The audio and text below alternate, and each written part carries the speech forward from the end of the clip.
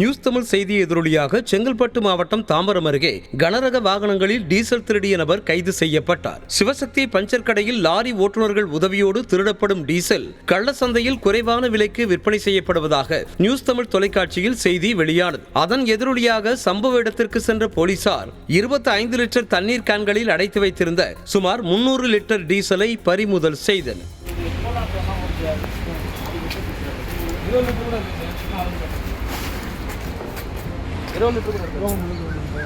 கீழே கூட ஊற்றிக்கலாம். 20 லிட்டர் கீழே விட்டோண்ணா. இதில் ஃபயர் ஆகிருக்கும். ஓப்பன் பண்ணி டேங்க் மட்டும் ஓப்பன் இல்லை அதெல்லாம் ஓப்பன் சார். நம்ம ஆயில் இன்ஜின் இருக்குது சார். இருக்கு ஆயில் இருக்குது.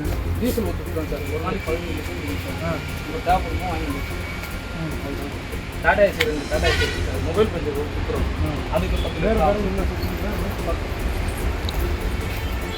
இதுக்கு எவ்வளோ லிட்டருக்கு ஒரு கேன் வச்சு மாற்றிட்டு பார்ப்போம் சார். 30 லிட்டருக்குள்ள தான் சார் இருக்கும். திருப்பி வச்சு முடியலப்பா. ஸ்டாக் வச்சு முடியாதுல்ல. நீ வந்து வாகனம்னா வாகனத்தில் போடணும், மோட்டர்னா மோட்டரில் ஓட்டுறது. இந்த மாதிரி பேரில் செப்பரேட்டாக வைக்க முடியாதுல்ல.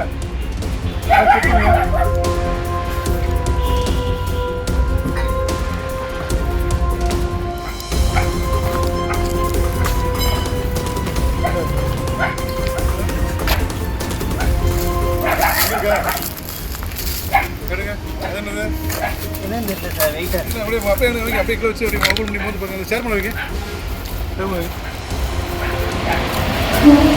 ஒரு 10 கேன் இருக்குங்க. 10 கேன் வேண்டி